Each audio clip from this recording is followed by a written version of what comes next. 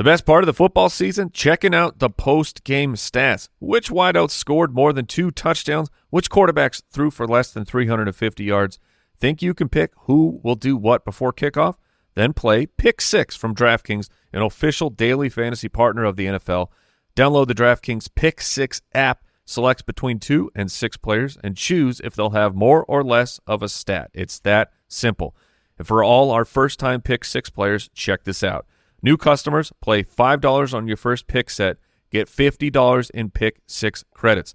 Download the new DraftKings Pick 6 app now and use code BALLERS. That's code BALLERS for new customers to play $5 on your first pick set and get $50 in Pick 6 credits only on DraftKings Pick 6. The crown is yours. Gambling problem? Call 1-800-GAMBLER. Help is available for problem gambling. Call 888-789-7777 or visit ccpg.org in Connecticut. Must be 18 plus. Age and eligibility restrictions vary by jurisdiction. Pick 6 not available everywhere, including New York and Ontario. Void where prohibited. 1 per new customer. Non-withdrawable Pick 6 credits expire in 6 months. Limited time offer. See terms at pick6.draftkings.com/promos.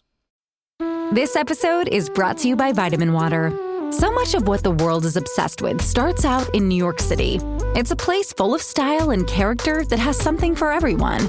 With a range of flavors to meet any kind of taste, it's no wonder Vitamin Water was born there. Colorful, flavorful, anything but boring. Vitamin Water injects a daily dose of vibrancy into a watered-down life. Grab a Vitamin Water today. Vitamin Water is a registered trademark of Glasso. The DFS Studio is brought to you by DraftKings.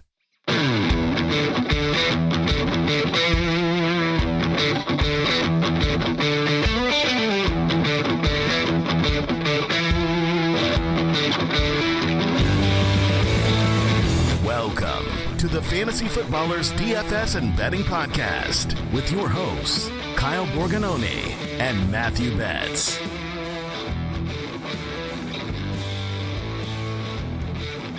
Welcome back. It's Tuesday, November 12th, here on the Fantasy Footballers DFS and Betting Podcast. I'm your host, Kyle Borganoni, and I am joined, as always, by Matthew. Did you know we're 55% of the way through the season, Betz? 55? And you're not even going to hit the drop, Kyle? No, we're still, the intro music's still playing. Okay, that's fine. That would have been weird. You're right. That would have sounded weird. Man, that's interesting. I mean, you would say we're over that mark because it feels like we are.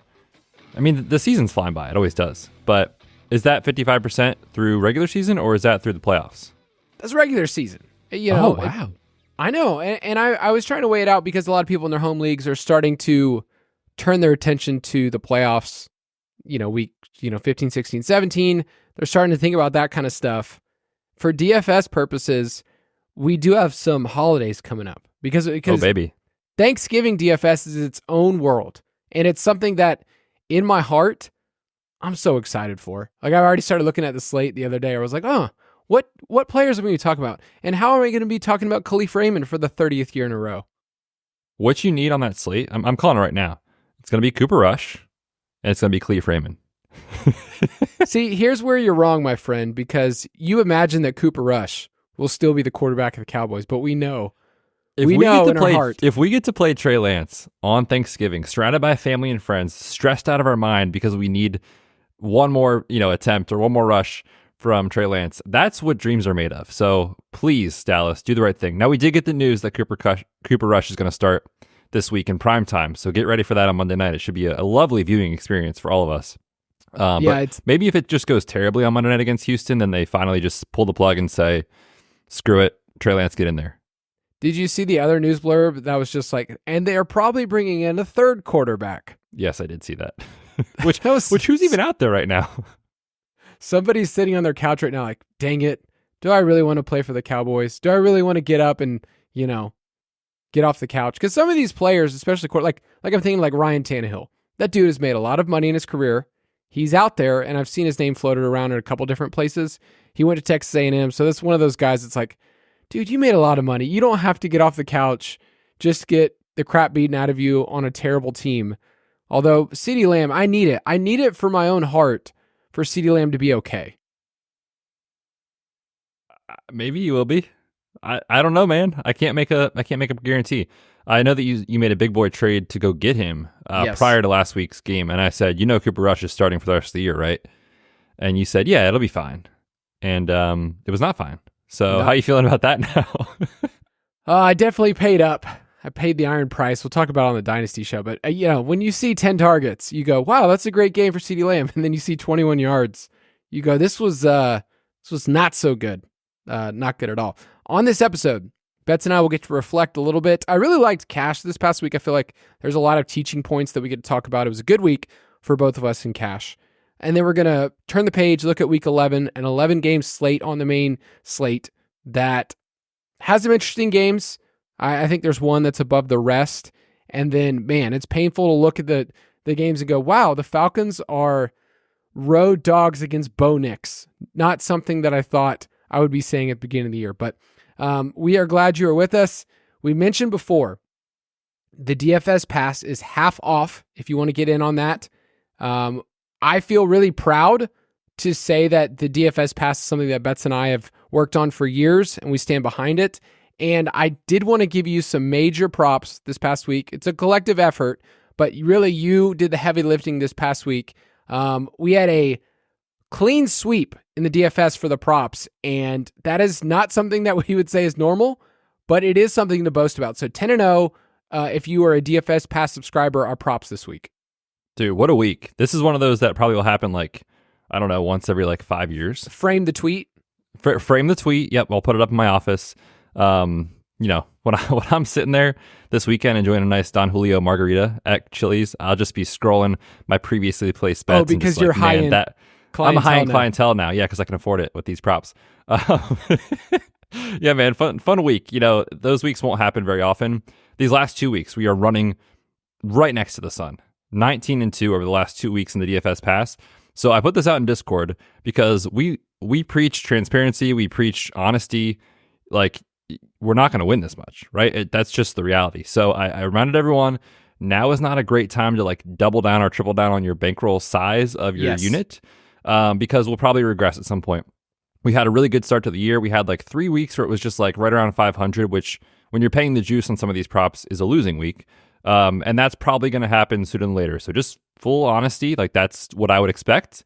But again, we zoom out and we take a long view on the season. Like Kyle said, we're just over halfway, but up 17.26 units on the year is a really, really great spot to be heading into the home stretch here. So super excited. I know a lot of people made a lot of money this weekend with some of those picks. And like you said, it's a team effort with the guys' projections, with your insight, my insight, all these sort of things. So very happy about that, very proud, and just happy a lot of people had a good week.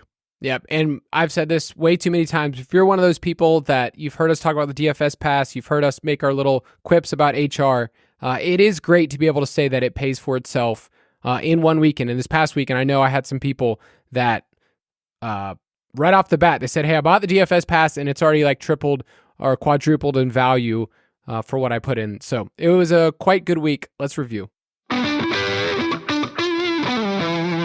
Straight cash, homie. So week 10, I'm looking at the players that were most popular in cash. And if you're one of those people hey, I want to see a zoomed out approach, I write a cash review article on the site that's free every single week. And it really came down to how did you attack running back? Because a lot of people were having 3 running back builds, and it was really tough to sort out because I think we both thought there were 5 or 6 really good plays at running back. And right until the very end, I kind of sorted through a bunch of them.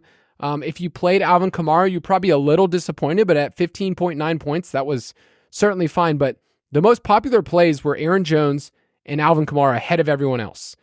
And then the wide receivers that were super popular, Josh Downs, DeAndre Hopkins was kind of down, and then a bunch of punt guys in that range.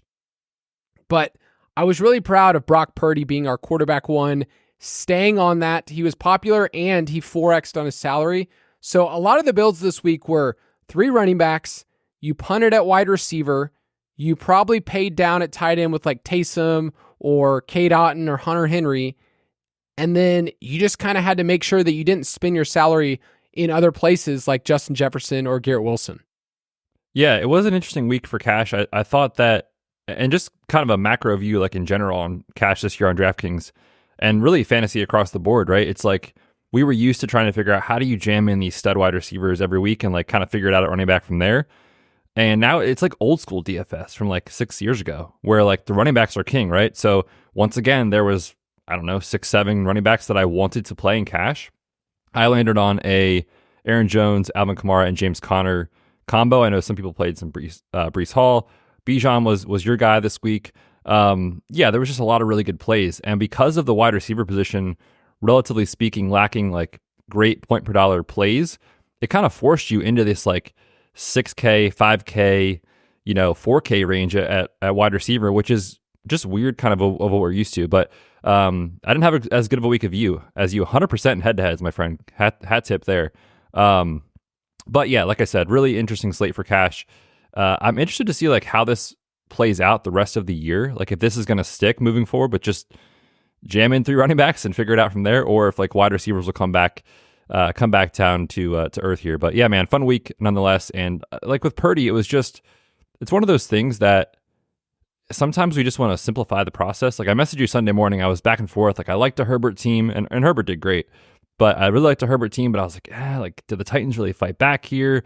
How sticky is this pass rate over expectation for the Chargers that they've had recently? Like I'm just gonna keep it simple. Let's just play the quarterback with a 30-point implied team total. They just got back Christian McCaffrey and let the chips fall where they may. So that's why I landed on a Purdy team. But good week, man. We'll talk about Purdy again today. Yeah, I think every single week we need to remind ourselves that it is a different world. You can't just copy and paste what you saw last week. And I think the construction part was what I liked this past week of, Josh Downs is kind of like the wide receiver you put in there, but then you kind of played around with different pieces. And so you and I both landed on Adonai Mitchell. He was in our best plays. I actually went back and forth between him and Matt Collins as punt options, and they were both totally fine. But I was very fortunate to land on Bijan, and I am very proud that in the DFS Pass, my bold call of the week is that he would score 30-plus DraftKings points for the first time in his career, and he did that. So Bijan was definitely a difference maker if you played him this past week. It was definitely something that I look back and I'm like, man, 100%, I'm probably not going to have another week like that in a while. But it was good boosting week for me in cash, and we had lots of other winners too.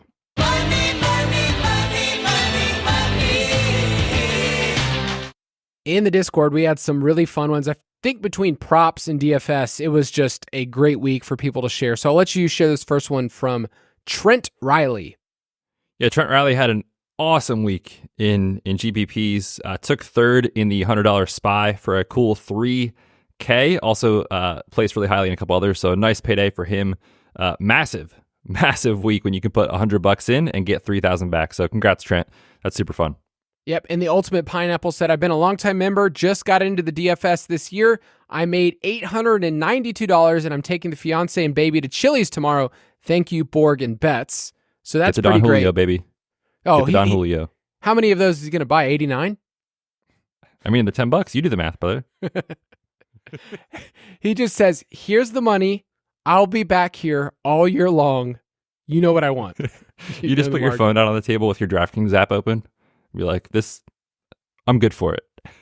And I'm going to read one more email. This one's from Mark. And so emails is one that we get forward to us from Papa Josh, who does a lot of our customer service stuff. But it's a nice little email to get. It says, from Mark, thanks for the advice. Longtime listener, first time big winner. I placed third in the 800K DraftKings play action. I took home $20,000 on a $3 entry. Listened to the DFS pod, used Herbert as a starting point of my lineup. Thanks on the advice of Borg and Betz. $3 into $20K, not a big deal. Mark, you animal. This is sweet, man. Congratulations. $3. Let's just see what happens. Oh, I won $20,000. Why doesn't this ever happen to me, Kyle? That's what I would like to know. Yeah, I'm planning on not sharing this story with my wife at all. If this happens to me, not a chance. Not a chance. That is a really hard tournament, by the way. That's not like one that you just casually fall into. This is it's really hard. So we're glad that the plays that we have in the DFS Pass are actually backing up what's good for you guys. But moving on. State of the main slate. Each week we will be referring to the DraftKings Sportsbook line. It's where Betz and myself play. You can go to sportsbook.draftkings.com. And we mentioned it earlier. on the year. Props are they're quite hot, and we're up 17 units. So stay with us. I think a lot of times people ask us, why don't you guys take more? Like, why don't you guys just keep pouring them on and just going for more and more and more? And so kind of share that approach, Betz, because you and I try to be a little bit more measured. We don't just take lines just to take them. Yeah, I think for us, it's a multi kind of factor situation. Like when we set out to like make this props part of the DFS pass, like we're still fantasy guys at heart, right? So like we have a lot of time invested in the regular show, the Dynasty podcast, this podcast twice a week, my Injury Blitz podcast, articles. So we don't have as much time to just pour through every line, every game, every, whatever. But our research in that aspect of fantasy has led us down a path of like, oh, we can identify where the matchups are, where the player usage is. It's what we're doing for this anyway. And so when we go through that process, we kind of find lines that stick out to us and try to make sure we're giving enough props to cover some of the variance that is associated with this undertaking, but also being mindful of like, if you have a small edge on something, you don't have to play it. We try to play the ones that we have a pretty big edge on, and when we do, our win rate and therefore, customer satisfaction is better. So yes, we're not like other props folks out there that are firing off 50 a week or something crazy. Usually for us, it's like, I don't know, 8 to 12, 13, 14, something like that, depending on the week. But yeah, across the season, that's a lot of bets. That's plenty of bets, right? That'll be well over 100 plus bets throughout the year that we'll get to. But yeah, that's kind of how we do it. A little different than others, but I think it works for us. Yeah, and I think we've kind of proven in the last couple of years that we're above 500 in a sense where you can actually make money on the season, have fun, and then in our Discord channel, there are people firing off way more props, and we're have discussions, get to talk about those. But these are kind of our officials. I am a little mad at you because you would not let me take my kicking prop this past week. It hit. Of course it hit. I mean, I was shocked. You were not shocked. And everyone in Discord that played it, they were like, Matt Gay, 7 kicking points, let's go. Which I forgot you gave out. So maybe you're just the kicker guy on staff. I always have been. And I've kind of backed off the last couple of years from my stance of like, kicking matters. Here's all this research I've done. And I've done a lot of research on kicking for season-long stuff. And then I just got to the point where I was like, my energy is spent in so many different areas. I can't give this energy anymore. I just gave up. Hence the reason we don't do the boom boom kicker anymore. I miss it, man. That was gold. I miss the silliness of it. And I do miss like starting the week going, I have no idea where we're going to land. And then it just goes in a weird direction. So I miss that part of back and forth with Jason.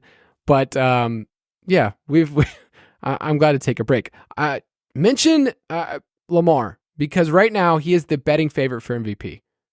Yeah, he's the betting favorite, which is, that Thursday night game was so key for his odds because Josh Allen still played well, but like these primetime games, just all eyes on the TV, all eyes on that one matchup, and that one with Burrow and him just going back and forth was huge for his odds. So he's now the betting favorite across the market to win the MVP award. And we gave that out, what was that, like 5 weeks ago? He's now minus 110 on DraftKings. Josh Allen is plus 350 to win for reference. So hopefully you got your Lamar Jackson bets in early. That one looks very, very good. And they get another key matchup. I think a lot of people are going to be watching Ravens and Steelers this week. Yeah, I'm going to look at the schedule after today's show and kind of look and forecast the next, couple of weeks, because with MVP, an injury obviously screws over anybody, and then it leaves room for somebody else. But there are primetime games like we saw last year. Purdy was the betting favorite at the very end of the season, and then you get a game where he just implodes and things shifted towards Lamar. So I think there's still room, but yeah, Lamar looks like the heavy favorite for that. Let's take a quick break, and then we'll talk about this Week 11 slate.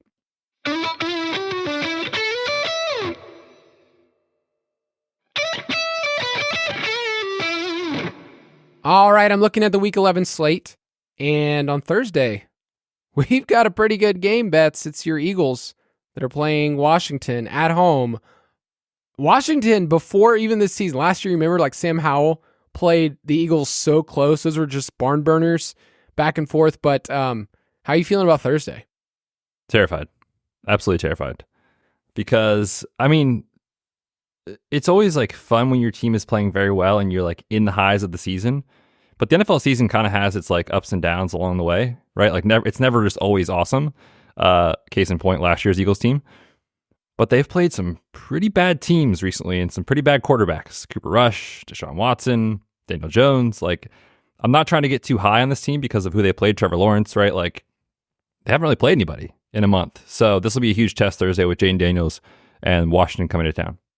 We have an 11-game main slate in front of us. It is very top-heavy in the early window. We have 3 games that are in the late, and including the best one, which is Seattle and San Francisco. But it's very top-heavy. There are about 3 teams that look really strong from a team implied total standpoint, and then there's just a bunch of middling projections right now when you look at some of these teams just at 20 or 21, 21 and a half. So it's a little disappointing, I would say, from a ceiling outcome. Like if I'm looking at this, like, man, what are the 3 or 4 games that can go off? It's like, I don't know, maybe 2. You could maybe convince me of a 3. So at first glance, I don't love it. But which teams have the highest team implied total? Because there's a team on this slate that is just bonkers right now. Yeah, there's a lot of good ones, starting with the Lions. 30.5 implied team total. They're at home. They're taking on the Jaguars. They're 13-point favorites against Mac Jones and the boys. Likely Mac Jones. We're still waiting on official news, but likely Mac Jones. Wow. 30.5 points. So I don't think they're going to be like a huge game stack team, but like play some Lions onslaughts, obviously, this week in tournaments. Second is the Niners at 28 points. We've also got the Dolphins with a healthy total at 26. We've got the Ravens at 25.3. And then we've got a couple teams tied. We've got the Bills at 24 and the Packers at 24. So that Kansas City Buffalo game has so many implications in the AFC. It's in the late window. Buffalo is a 2.5-point home favorite against a team that is 9-0. So let me just repeat that. The Chiefs are 2.5-point underdogs and they're undefeated. And I did some digging on that because I was like, man, how normal is that for a team to be undefeated at this point in the season and be an underdog? The last time we saw it was Andy Reid's Kansas City Chiefs back in 2013. They were against Peyton Manning, no big deal. And they did lose that game. So the Chiefs stand out to me as a team that are kind of disrespected. Like, Betz, their team implied total is lower than the Browns on this slate. That's offensive. Lower than the Saints? It's so bad. Lower than the Jets, who, 1 week look like they're going to win the Super Bowl, and the next week look like they're not even in the league. Lower than the Steelers. Man, yeah, I don't know. I don't know what to think about it because, like, in theory, the Chiefs should beat this number, but the Bills are a good defense. I don't know. I think it's probably right.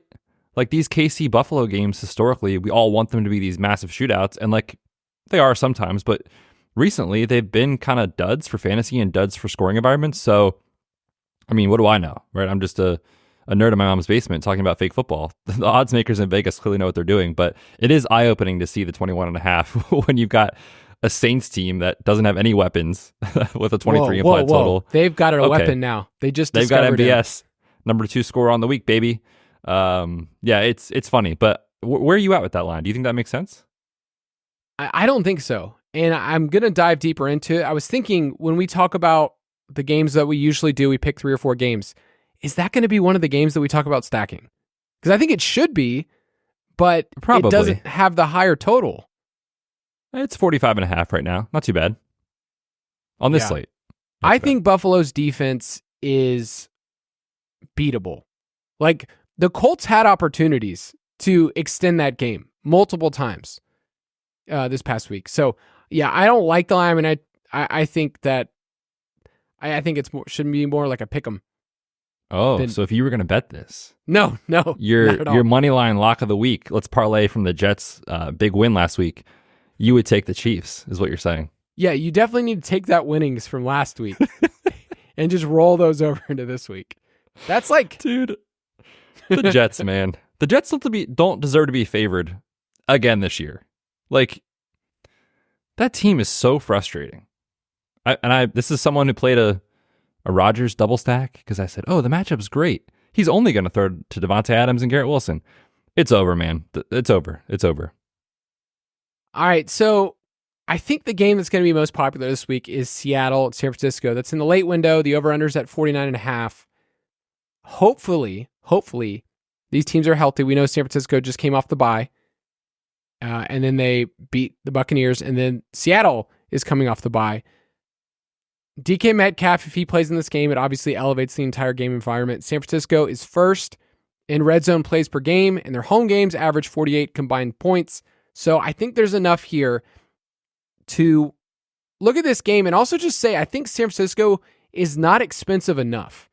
When you look at what they've been historically with their offense, like last year, you were paying $9K for McCaffrey. Kittle right now should be $7K because he's just been unreal as a touchdown threat. Juwan Jennings, I can't wait to talk about him in salary standouts, is probably my favorite play on the slate already. Like at 5,300, wow. Dude, what did they do with his price? They just left him there. They moved him up, I think, $200. $200, and yet he's basically has the exact same kind of numbers, I'm going to say this real quietly, as Justin Jefferson when he's on the field. When it comes to yards per outrun, targets per outrun, first read rate.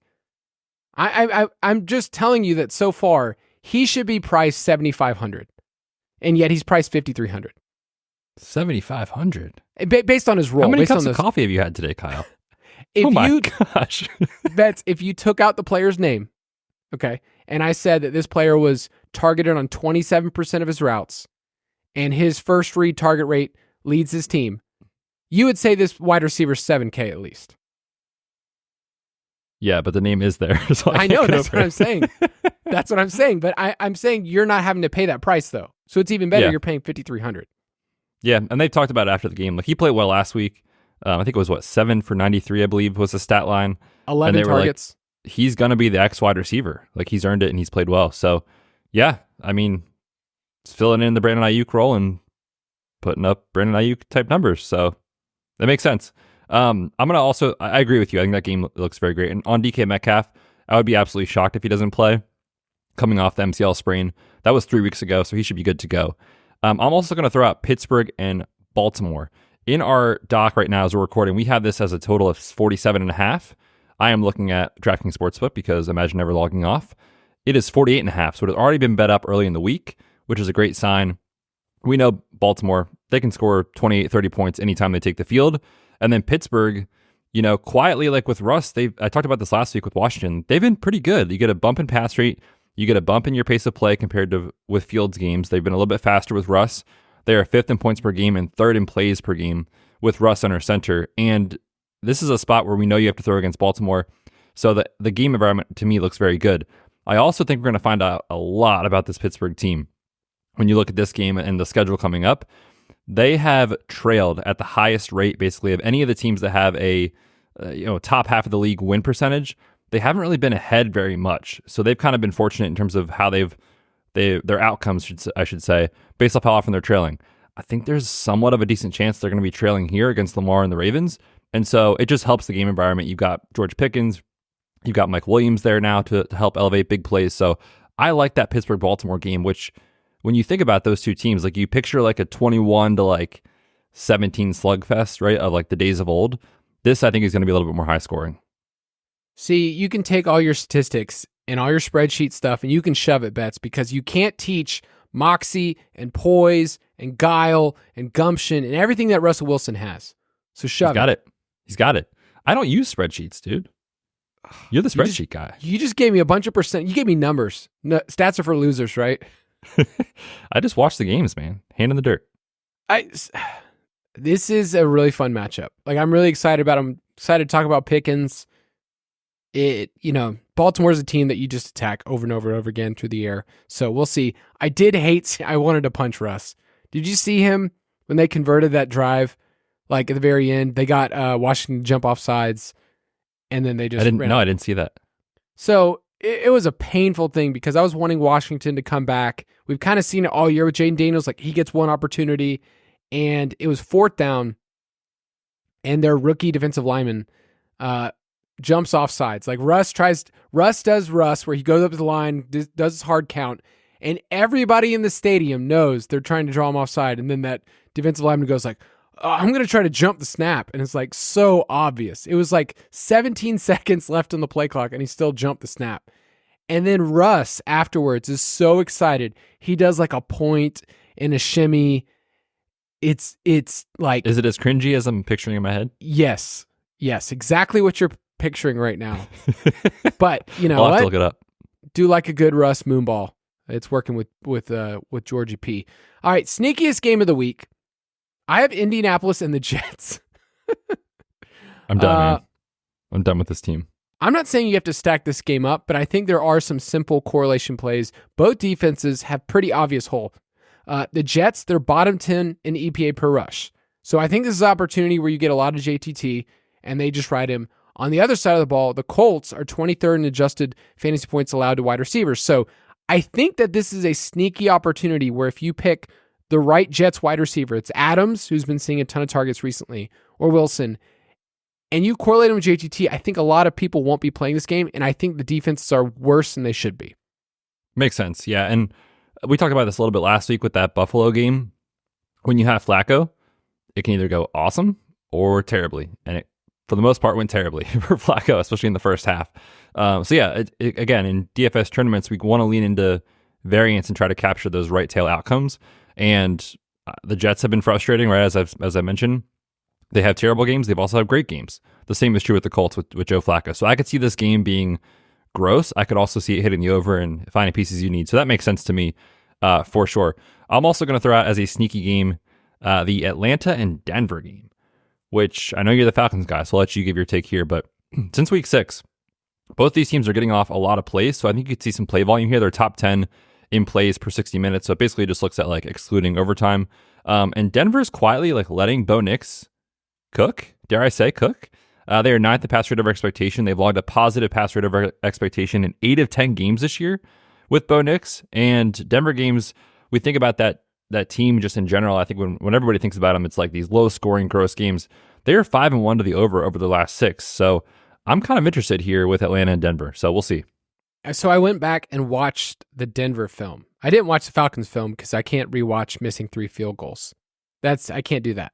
But I watched Denver because I was like, what happened with Nix? Because they were right there in the game. They should have won the game. And then Sutton had a big game. And I had the same takeaway where I was like, he not only looks comfortable in the pocket, but they're letting him throw. And he looks smooth when he's doing his little read option or they're doing play action where it's like, I feel like he's in rhythm and hitting players that's like, okay, it's Devon Vele, it's Adam Troutman down the sideline, it's Troy Franklin. It's not the best group, but they're letting him throw. So I'm kind of interested in that game as a sneaky play. If you wanted to do, a Knicks play with Bijan on the other side or Mooney on the other side, I think you could definitely go there. Which game do you want to be underweight on this week? So I'm going to go with Green Bay and Chicago, and I think there's some pieces you could play on Green Bay. Josh Jacobs looks interesting this week. But the Chicago offense, it's like almost, you can't even talk about it. Like it's so bad. Now they did fire Waldron, so maybe they get a little like... Wild. Imagine doing that. I know. How are they going to succeed? Imagine they get a little bit of camaraderie in the locker room. Vibes are high. Things are turning around maybe. I don't know. But you have to have a lot go right to recover from what this offense has been. Since the bye week, they have come out and they have looked just broken. Dead last in EPA per play and success rate. They have scored 15, 19, and 3 points over the last 3 games. So you can't rely on anybody in Chicago for the most part. And when I think about Caleb Williams and kind of where he's at as a rookie, it's obviously been a very, very tough start. Part of it is coaching, part of it is scheme. So maybe that gets fixed as the year goes on. But as I talked about last week with the Patriots DST being in play, Caleb Williams is taking sacks at an unbelievable rate. The Patriots entering last week were 27th in pressure rate. Caleb took 9 sacks. Now, the offensive line was injured. He didn't have either starting tackle. Part of that's the line, but a lot of that is Caleb. And this goes back to his college days, right, where he's willing to hold onto the ball and create plays. And when it works, it's fantastic. When he holds onto the ball and it can't work, the play breaks down. You can't stay ahead of the chains. You put yourself in a bad position and it just goes south really, really quick. So, I mean, how can you be excited about Green Bay, Chicago with how Chicago has played? So Maybe Josh Jacobs correlated with like Packers D makes sense to me. But I'm not excited to play anybody on the Chicago Bears right now. Yeah, and with Caleb, I know I've poo-pooed on him a lot, especially on the Dynasty show. There will be games where he goes off, like where they're in just such a bad game script that he volumes his way, and he throws 3 picks, but he throws for 300 and runs for a touchdown. Like, he's going to have wild games. I just think you're going to have to wait to see it for him to prove some consistency. I mean, they did have to come out, right? He's still our starting quarterback. They did say that. And the fact that that was even like a question based off of the preseason expectation tells you a lot about kind of where things are at in that building. All right, so I'm going to bring up Minnesota and Tennessee. It has the lowest over-under of the week, 39.5. So we already don't like it, but Darnold is starting to pumpkin. I mean, if you watch the game, you saw that these weren't just like interceptions. They were red zone interceptions where he's just not reading the defense. And it's like, I feel like I've seen this before with this player. And, remember when he had his little run with the Panthers where it's like, oh, Sam Darnold all of a sudden is like a rushing threat. He was leading the league in rushing touchdowns for like the first couple weeks, and he was looking okay. And then all of a sudden he pumpkins. It's just Tennessee's defense has been pretty good for most of the year, and both of these defenses are top 10 in EPA per play. On the other side of the ball, Will Levis versus the blitz is not going to be good. I mean, Minnesota's number 1 in blitz rate, number 6 in pressure rate. And then I looked this up. Will Levis ranks 37th out of 37 quarterbacks. Is that good, Betz? Bad? Good, bad? Let me just crunch some numbers real quick. Oh, that's bad. That's very bad. That is the worst. 37th out of 37 quarterbacks in PFF's passing grade under pressure, and the only quarterbacks to average a lower fantasy points per dropback against the blitz this year, Deshaun Watson and Spencer Rattail. It's not good. It's not a matchup you want. And if you want to chase, like some people might chase the volume and say, Minnesota's pass defense, they get there. You're basically betting on Calvin Ridley having another blow-up game, and I think his roster percentage is going to be elevated based on what he did last week, and he's just one of those players where I like to ebb and flow. If he's not popular, I'll play him. If he is popular, it's like, I'm not going to count on this guy. Yeah, makes a lot of sense. Yeah, Darnold, it's like kind of mind-numbing to like watch what's happening, because I mentioned this kind of, I think, on the Dynasty show maybe, but like Kevin O'Connell's system is so friendly. And you've got the best wide receiver in the game. TJ Hawkinson is back. Jordan Addison, like we thought, would take a step forward. You've got Aaron Jones. Like it's all kind of there for you, and the environment is there. But he's just really regressed recently, taking a bunch of sacks. He's thrown a pick in every game but 2, coming off a game where he threw 3 and 2 the week before. Like he kind of looks like he's seeing ghosts out there again. So hard to have confidence, especially with a tough defense coming up with Tennessee. So I'm with you on that one. All right, which team are you most confident hits the over of their team implied total this week? Yeah, I'm going to go back to the Dolphins. It was kind of a rough game last night on Monday Night Football. Their offense looked just not right. It's hard to describe, not right. But they come home, they get the Raiders in this spot. I'll take over 26 against the Raiders. This is a get-right spot. The Raiders have allowed 41, 27, 20, 32, 34 points over the last 5. So I will take the Dolphins at home this week to bounce back.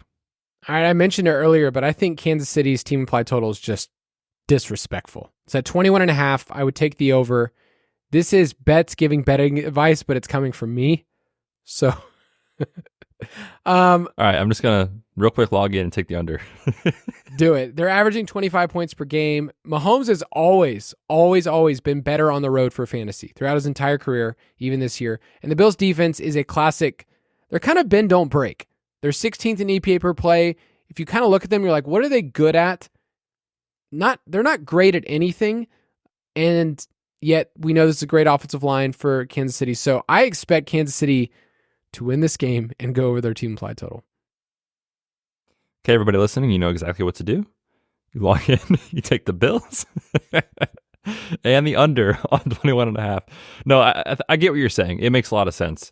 And, like last year down the stretch, if you remember, there was like a 5-6 week stretch, even into the playoffs, where it was like the market kind of just was like counting out Mahomes, and Mahomes just kept doing it, right? Over and over and over again. It's the simple, right? The simple kind of like bell curve meme of like Mahomes catching points. Should probably just bet Mahomes. Usually it works out. So I'm with you. That makes a lot of sense. As far as who's hitting the under this week, Kyle, Cooper Rush. Okay, it's 17.5 points. Oh, man. That's a lot of points to ask of this Cooper Rush-led offense. 7-point underdogs this week. The problem for Cooper Rush, among many things, is the pressure rate. Houston is number 1 in the league in pressure rate. And last week, you saw what they did to Jared Goff against the arguably best offensive line in football, top 3. And that was without Will Anderson. I think there's a decent chance Will Anderson could be back in this game. And you get Cooper Rush with CeeDee Lamb and nobody else. Week 10, there was 12 pressures generated by this Houston Texans defense. That was a very, very good mark. The Eagles just came off a game where they generated a 41% pressure rate against Cooper Rush. It's just bad. And obviously without the weapons there, it's hard to see it getting better. The offensive line as well has regressed compared to what we're used to. They're 28th in PFF's pass block grade. They're 16th in ESPN's pass block win rate. So the Houston defensive line is going to create havoc this week. Give me under 17.5. Yeah, that Monday night game, I feel like when they had it on the schedule, they're like, this thing is going to sell so much. Everyone is going to watch. You know what's Dak hilarious? And the boys. Yep. If you go to the ESPN schedule for the NFL, I don't know who their ticketing partner is, but it shows you tickets that are left and like how much they are. Right now, I'm seeing tickets as low as $41 for this game, which for a Cowboys game never happens, right? You're always paying a few $100 at least, even for the nosebleeds. So, yikes. Oh, man. The Texans uniforms, by the way, on Sunday night. Oh, they were hot. Dude, they were awesome. I'm a big fan of those. They should have won that game. The second half, they literally farted around. On Bobby Slowick, my boy, my former colleague. Close personal friend, some might say. Yeah, I have his email address. What was he thinking? I don't know, man. Should I send him an email? They need Nico badly. I need Nico badly. Every person in the world needs Nico so badly right now for fantasy. I had to start Jonnu Smith, but I got the win. It's okay. He'll play this week. Nico will be back. All right, I'm taking Tennessee's under. I mentioned earlier that I don't like their splits against the blitz. They've yet to hit their team implied total at home this year. That's not good. And then the Vikings are 3rd in points per game allowed. So I think that's overall a game that I will not be a part of. Moving on. Salary standouts. It's Tuesday, and so we're going to talk about the players that stand out to us. Kind of that first gut reaction of, hey, there's a price, there's a dude. And then on Friday's podcast, we will get to talk through our main plays. I will also mention, just as a little fun thing, I'm going to try to make sure that on the podcast we throw out some more FanDuel stuff. I've gotten some feedback. I also will be writing a FanDuel cash article for the rest of the year. I've written that for 5 years. And so for the rest of the season, I will be writing FanDuel. So we'll definitely throw in some more FanDuel takes for you lovely people that get to play on there. But we'll first start off with DraftKings and then throw in some FanDuel plays. At quarterback, the guys that are in the same game, Purdy and Geno Smith. So Geno's 5.7, Purdy 6.6, are my early favorites just to kind of think about stacking up and just price-sensitive stuff for cash builds.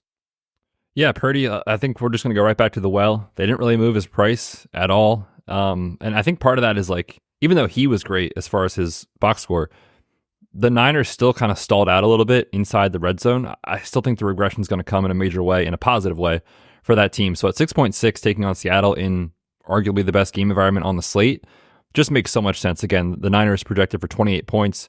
When you're quarterbacking that team, when you have CMC, you've got Debo, you've got Kill, you've got Jennings playing very well. It's a good projection, right? So we're probably going to play him in cash. Same is true on FanDuel. He's only 8,400. He only got bumped up. I think it was $300 this week. So for me, Purdy looks like QB1 early in the week. It is funny when you're looking at the quarterback pricing. Josh Allen 7,800, and then in the same game, Mahomes is 6,800. Remember we used to have a conversation of who's the number one quarterback you would take in a Superflex startup, and it's like back and forth. Now the fantasy question I feel like is like, this isn't a question anymore. But for DFS purposes, 6,800 is pretty cheap for Mahomes. We're just not getting the same volume there. I did want to throw out Tua.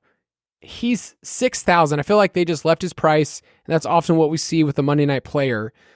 I mean, they're heavily favored. They have the second highest team implied total on the slate, or a third highest at 26 points. I feel like that's a pretty nice tag for him. I know that like we're not getting crazy volume from him, and Tyreek's still hurt, but I still like the price. Yeah, the price is right for stacks for sure. I think my lean is just to take the 600 and try to get up to Purdy. I just feel so much safer about that team and the environment around him and Kyle Shanahan and all that sort of stuff. I've been really disappointed with Mike McDaniel this year. Like, it was awesome previously in these last couple years as a friend. But like, and I know last night's game, like the Rams defense has turned around in a major way. Their defensive line is creating pressure.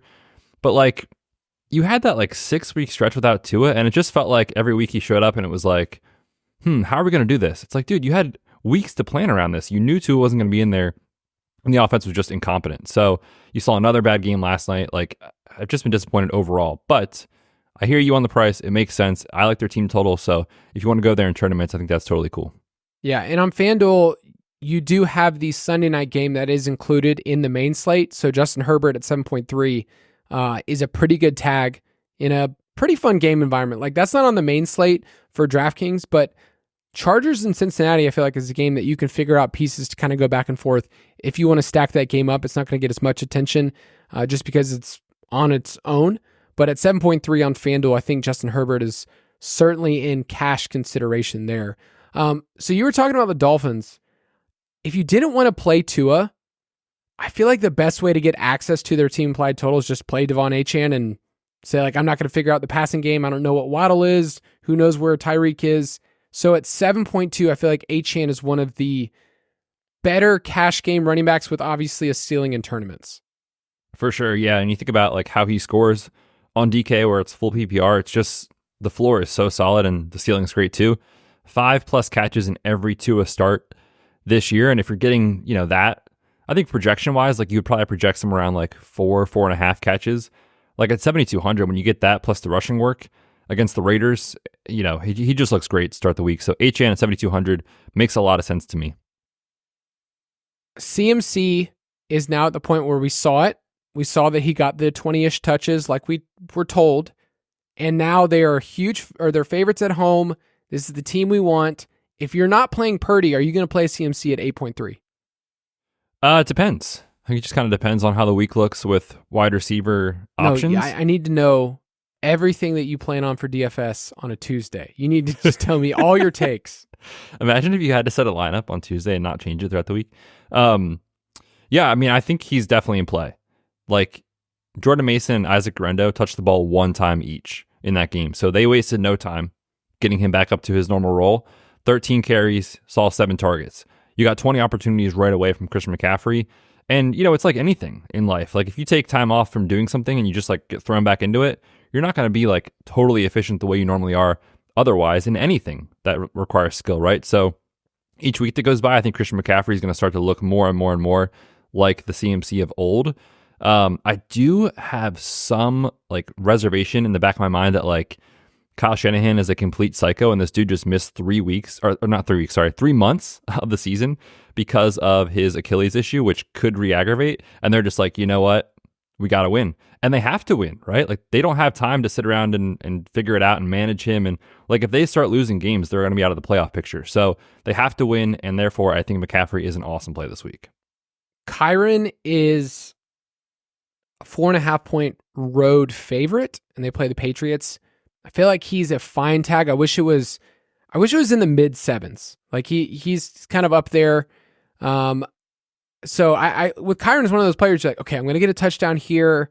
He's not going to be super efficient in the passing game, but he's more of a solid play at his price point. I wouldn't say he's like elite by any means, where it's like, think of what Kyron is and think about them on the road, and the Patriots kind of actually played pretty tough. And then you go to the Lions and go, what if I could just get Dave Montgomery for almost $1,500 cheaper with a 30-point team implied total, knowing that like a touchdown is a very high possibility. So I have Monty circled early in the week as I just like his price point. I like their favorite. I think they're going to run the ball a ton.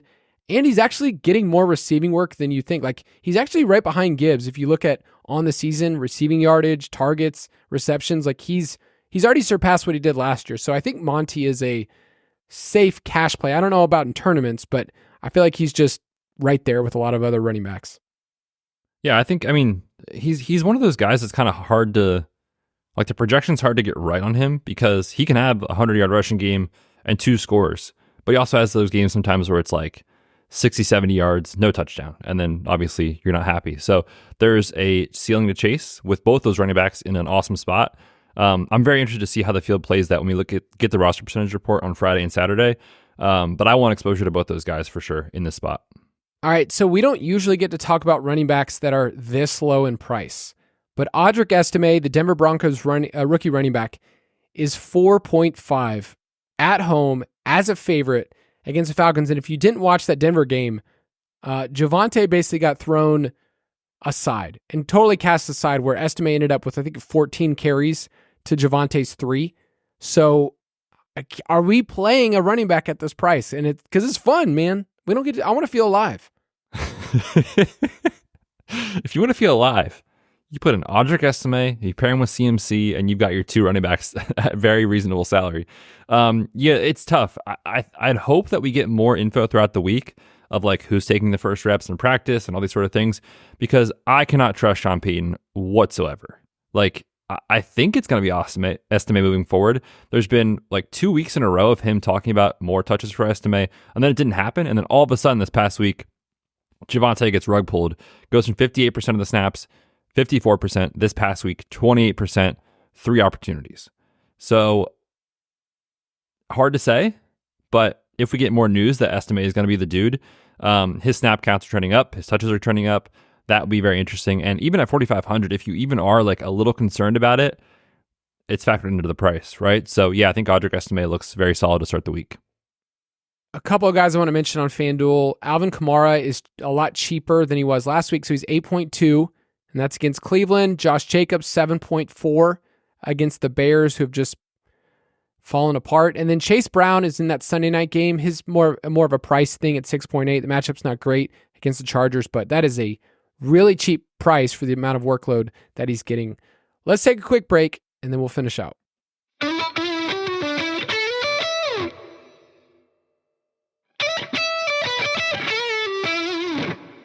We're back. We're going to talk some wide receivers that you can put in your player pool, or at least circle early in the week.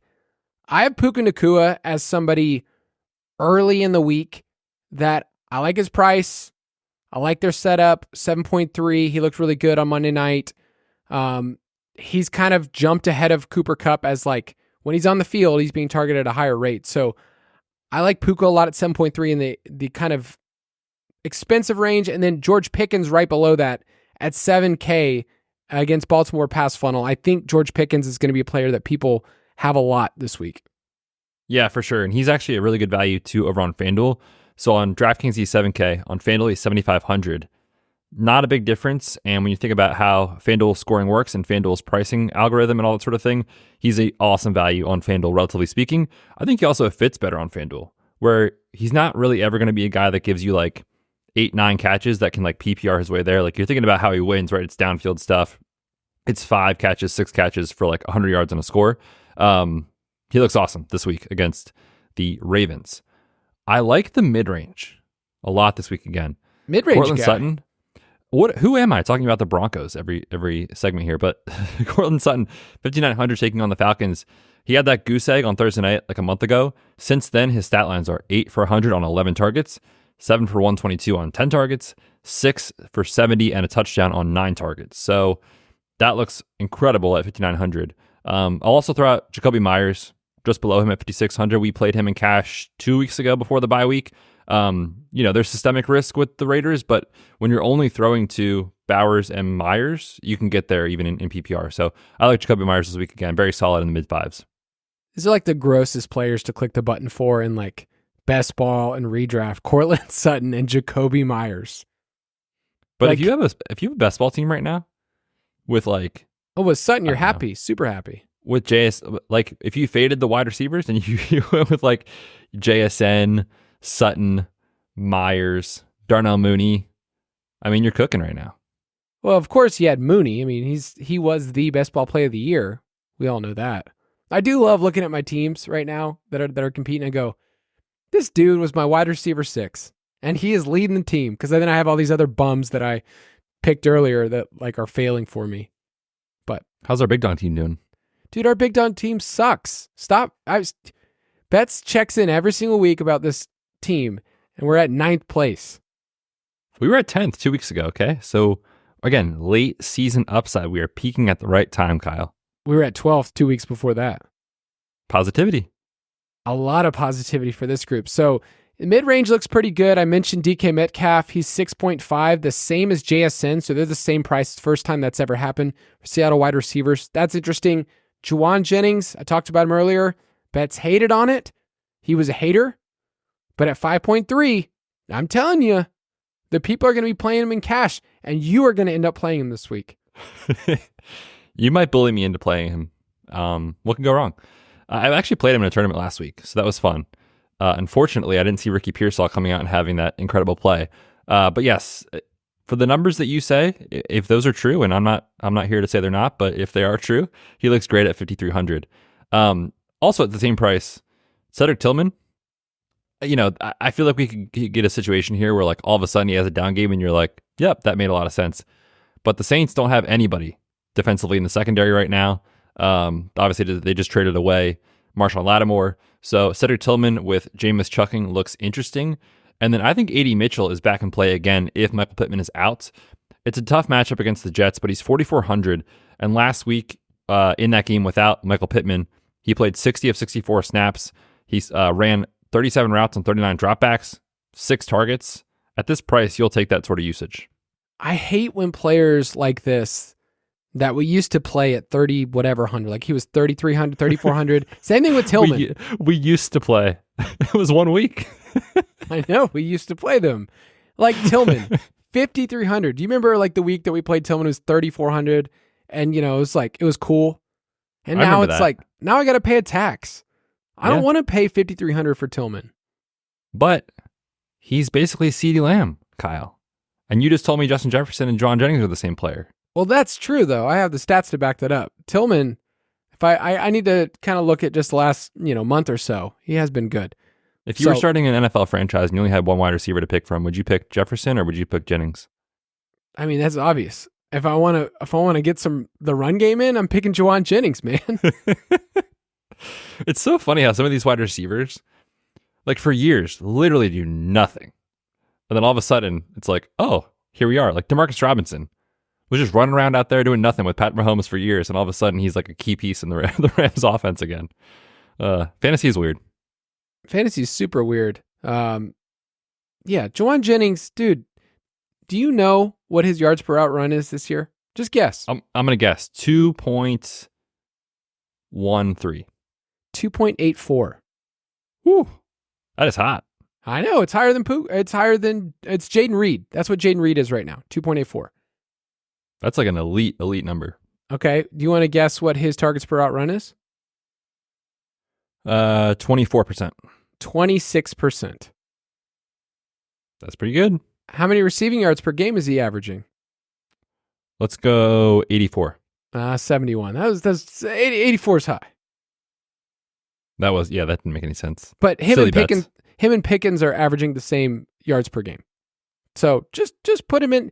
Respect this man. Respect Juwan, who got a contract extension this offseason, by the way. They paid everybody. I don't really know how it works. They just kind of started throwing money around. Didn't CMC get an extension? Yeah, I think it was like in the spring or something. Maybe it was last year. But yeah, in the last year or two, he got another extension. I've noticed this with football because it's like always pressing forward. We're always like, it's really hard for us to take a step back. I feel like with some of these teams, every once in a while you look up, you're like, wait a second. They've been paying literally everyone. How does this work? Because the Saints are the same way, right? It's like, we'll just throw money out there. I feel like we are being duped. That money is not real in the NFL. It's not. These guys have so much. All right, tight end. It's kind of fun, but it could be Dawson Knox week, and that's not something we get to say all the time. This is a punt week. This is a classic cash week where you just spend as little as possible this week. And the two guys I'm looking at, Dawson Knox, because Dalton Kincaid, unfortunately, I think has a sprained PCL, so it's going to be tough for him to play through this. If he is out, Dawson Knox. PCL is the knee. Correct. Okay. Correct, okay. Kyle. I'm learning. Very, very well done. If he is out, Kansas City has allowed the most DraftKings points per game this year to tight ends, Also, we have news that Keon Coleman is not going to play. So they're already kind of thin anyways. Also, Davis Allen is the Rams tight end you want? Yep. Quietly. We kind of had like a warning sign of this last week, or 2 weeks ago rather, when Colby Parkinson saw his lowest snap share of the year. And then all of a sudden, like Davis Allen was starting to see some snaps, some routes, some targets. We saw this in the Monday night game. Colby Parkinson basically didn't even play. So you could do a lot worse than Davis Allen at 2,500, the Stone Min, this week. Now, I think there's probably some goose eggs in his box scores coming up because when you're competing with Puka and Kupp for targets, that's going to happen. But man, at 2,500, you can do some fun stuff this week if you want to play CMC, if you want to spend up at wide receiver, all those things. So keep those guys in your pool. Yeah, just to put some numbers with Davis Allen on Monday night, 56 snaps compared to Parkinson's 11, 44 routes run compared to Parkinson's 7, and 6 targets for Allen, 0 for Parkinson. Yeah, this is the DFS that won our hearts years ago, is when we could play these dudes for just the dirtiest of dirty price. Now, that was when we could play guys like Hunter Henry for like 2,900. Just stupid low prices where you felt excited to play somebody at 27, 2,800. It's kind of rare these days. But yeah, there's actually some options out there this week. That's why I brought up earlier, you talked about Dawson Knox, Dalton Kincaid may be out. Keon Coleman's already ruled out. Amari Cooper has not played in a couple weeks. Other than the Bills being at home, it's just a weird situation for a team that's kind of like, has a lot of injuries to deal with. They do. Yeah, they've got a lot on the offensive side of the ball. So not betting advice, obviously. I'm not giving that advice about Kansas City, but here we are. On FanDuel, David Njoku is 6.6. That is a pretty good tag if you want to look his direction. But it is one of those things on both sites, DraftKings and FanDuel. You probably just need to punt the position and allocate your salary on some of these running backs that are going to get a ton of work. And then, the wide receivers we talked about too are just in great spots. Defense this week, we've been playing the game of who is Caleb Williams playing this week, because the dude is taking sacks at an enormous rate. 9 sacks this past week against the Patriots is wild considering they were 29th in pressure rate coming in. So if you want to play the Packers against Caleb Williams because he's a train wreck, you can spend up on that. But I do think there's some punt options this week at defense that I'll probably end up going to. Yeah, Packers look great if you have the money. I'll also throw out too, the Colts. Now, their defense in and of itself has not played great this year. They have also I don't know if you heard the interview after the game with Kenny Moore, but he's like calling out his team for lack of effort and all these things. Like, it kind of feels like the locker room is lost. But the Jets are a team that will turn into just a train wreck randomly at times. So in tournaments, I think the Colts are interesting if that happens again. I will also throw out the Browns at 2,600. They've had some issues defensively this year, but the price is right and they still have a pass rush. And when you're thinking about taking on Derek Carr, that makes a lot of sense to me. On FanDuel, if you want to play the Dolphins, they are at home against the Raiders, who are throwing out some form of Gardner Minshew, AOC, and then, Desmond Ridder has seen snaps too. What a terrible team. Just a gross team. I feel bad for Brock Bowers. So the Dolphins have this spend up option, but there are 2 punt options on FanDuel. Tennessee, we talked about their defense earlier at 3.5. Darnold's been really screwing things up. And then the Patriots are still abandoned down there after their awesome performance against the Bears. They're 3.4. They're at home against the Rams if you want to play them there. If you do want to play with us, go to ballersdfs.com. It will direct you to our DraftKings League, Fantasy Footballers DFS, Borg Betz. You can join the league, enter a contest. You can invite your friends. So ballersdfs.com if you want to play with us on DraftKings bets. Tell everyone goodbye. Yes, we will see everybody back here on Friday, preview the main slate, and make sure you're in the DraftKings League because we have an unbelievable matchup on Thursday night. My Eagles taking on the Commanders, so we'll have a write-up for that in the DFS Pass out on Thursday morning. Come play with us at DraftKings, and we'll see you guys on Friday. Have a great week. We'll catch you then. Thank you for listening to another edition of the Fantasy Footballers DFS and Betting Podcast. Don't forget to visit us on the web at thefantasyfootballers.com.